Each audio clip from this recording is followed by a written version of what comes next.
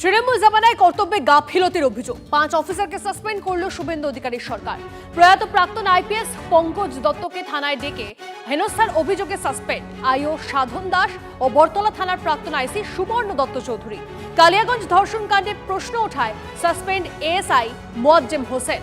2025-এ জগদ্ধাত্রী পুজোর বিসর্জনে লাঠিচার্জ গালাগালির জন্য সাসপেন্ড কৃষ্ণনগর কোতোয়ালি থানার প্রাক্তন আইসি অমলেন্দু বিশ্বাস। কাকদ্বীপের সূর্যনগরের ঘটনায় আইপিএস কোটেশ্বর রাও সাসপেন্ড।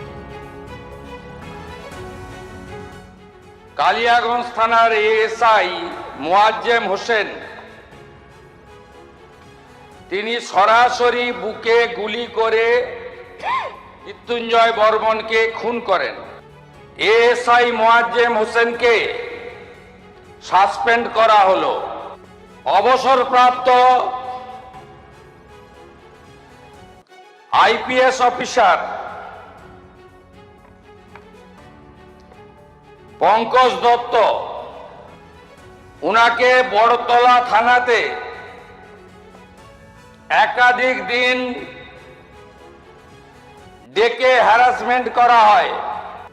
এই ঘটনায় অভিযুক্ত এসআই সাধন দাস আইও তাকে সাসপেন্ড করলাম আমরা। ওই থানার যিনি আইসি ছিলেন সুবর্ণ দত্ত চৌধুরী, তিনি এখন কলকাতা পুলিশের এসবিতে আছেন, তাকেও সাসপেন্ড করলাম। কৃষ্ণনগরে ঐতিহ্যবাহী জগদ্ধাত্রী পুজো বিসর্জন দিতে যারা গেছিলেন ভক্তরা, লাঠি চালানোর এবং সনাতন ধর্ম সম্পর্কে অপশব্দ প্রয়োগের জন্য ইন্সপেক্টর অমলেন্দু বিশ্বাসকে সাসপেন্ড করা হলো।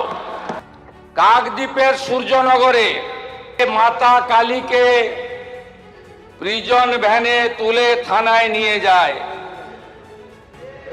আইপিএস কোটেশ্বর রাওকে সাসপেন্ড ঘোষণা করলাম। কালী মাতা কি